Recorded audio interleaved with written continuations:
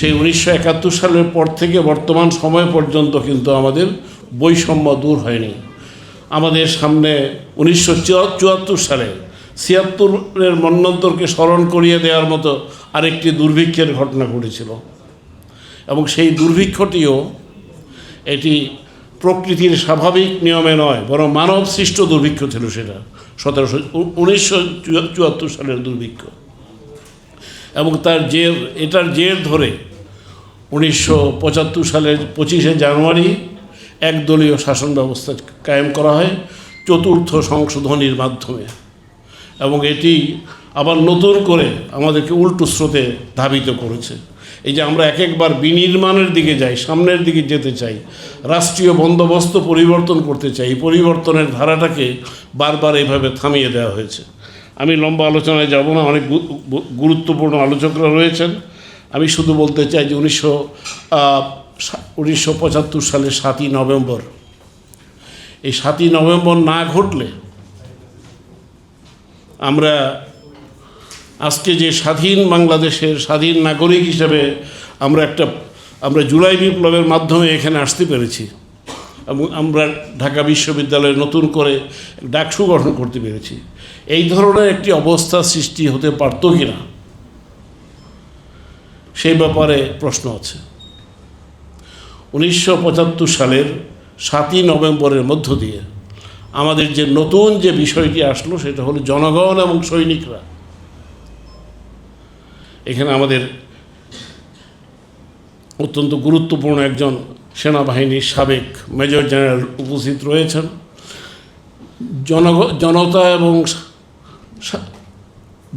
এবং সেনাবাহিনীর মধ্যে 1857 সালে জিহাদ আন্দোলনের মধ্য দিয়ে যে ঐক্য তৈরি হয়েছিল, বালাকোট আন্দোলনের মধ্য দিয়ে যে ঐক্য তৈরি হয়েছিল, এই 1975 সালে 7ই নভেম্বর আবার আমরা লক্ষ্য করলাম সেই ধরনের একটি অবস্থা। 3, 4, 5, 6 পর্যন্ত 1975 সালের এই নভেম্বর মাসের দিনগুলো ছিল যে আমরা আছি কি নেই এই ধরনের অবস্থা। দেশে কোনো সরকার ছিল না, রাষ্ট্র ছিল কিন্তু সরকারবিহীন অবস্থায় ছিল।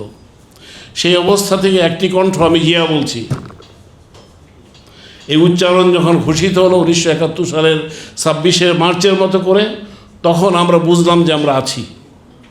এরপর এই দুপুর রাত থেকে শুরু হলো জনতার উল্লাস, জনগণ রাস্তায় বেরিয়ে আসলেন। আমার মনে আছে ব্যক্তিগতভাবে, এখন থেকে 50 বছর আগে, আমি তখন বয়স তো বুঝতেই পারছেন, এখন থেকে 50 বছর আগে কী অবস্থায় ছিলাম।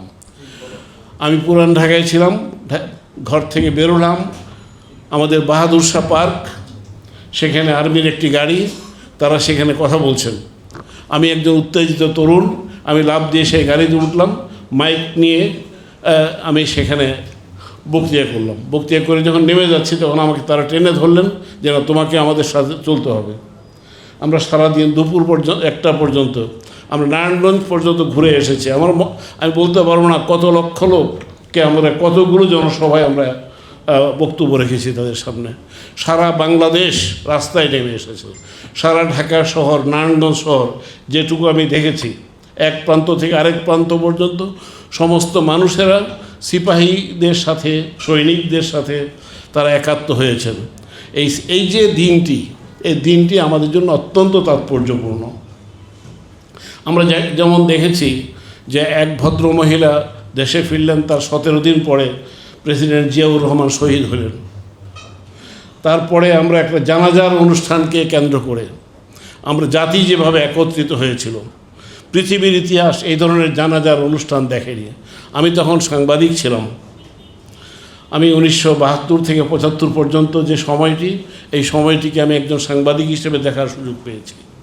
আপনারা যদি হক কথার যদি পাতাগুলো দেখেন, হক কথার উপরে এই 72 থেকে 75 পর্যন্ত সময়কে নিয়ে একটি বই লেখা হয়েছে। আমি সোনার বাংলার আয়নায় মুজিব আমলের বাংলাদেশ বলে একটি গ্রন্থ তৈরি করে রেখেছি, আমি এর মধ্যে ছাপতে পারিনি। এই সময়গুলোকে আপনাদেরকে অধ্যয়ন করতে হবে, তাহলে বুঝতে পারবেন 7ই নভেম্বর আমাদের কী জন্য প্রয়োজন ছিল। আজকে 7ই নভেম্বর 2025 সালে 7ই নভেম্বর 50 বছর পরে এসে আমাদের জন্য আবার নতুন করে কথা বলতে হচ্ছে আমাদের রাজনৈতিক বন্দোবস্ত কী হবে। জনগণের আকাঙ্ক্ষা এই বিপ্লবের মধ্য দিয়ে ফুটে উঠেছে। আমি রাজনৈতিক নেতৃবৃন্দকে বিনীতভাবে অনুরোধ করব যে আমরা যে জনগণের যে ঐক্য, আপনারা সেই ঐক্যের দিকে লক্ষ্য রাখেন, জনতার ঐক্যের প্রতি সম্মান প্রদর্শন করেন এবং সেভাবে আপনারা সিদ্ধান্ত নেন, সেভাবে আপনারা ব্যবস্থা গ্রহণ করেন। আমি নতুন করে কিছু বলতে চাই না। আমাদের এই 7ই নভেম্বর এই দিনটি ভুলে থাকার মতো নয়। এই দিনটি আমাদেরকে মাঝে মধ্যে ভুলিয়ে দেওয়ার চেষ্টা করা হয়েছে। এই দিনটি আমাদেরকে জাগ্রত রাখবে। আমাদের স্বাধীনতার জন্য তখন যে বিপদ ছিল 1975 সালে, এই ধরনের বিপদ মাঝে মধ্যে উকি ঝুঁকি দেয়। সেই বিপদ থেকে যদি আত্মরক্ষা করতে হয়, তাহলে এই ধরনের 7ই নভেম্বরের কাছে আমাদের কিন্তু সমর্পিত হতে হবে। আমরা আসুন আজকের দিনে প্রতিজ্ঞা করি, অতীতে এই জাতি সামনাসামনি যুদ্ধে কখনো পরাজিত হয়নি।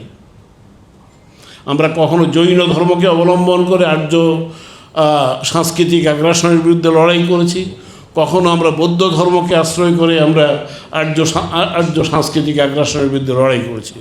এরপরে আমরা ইসলাম যখন আসলো, সেটাকে আমরা আমাদের জাতীয় জীবনে আমরা ইসলামকে অবলম্বন করে ঐক্যবদ্ধ হলাম। আজকের যে বাংলাদেশ, তারই ধারাবাহিকতা।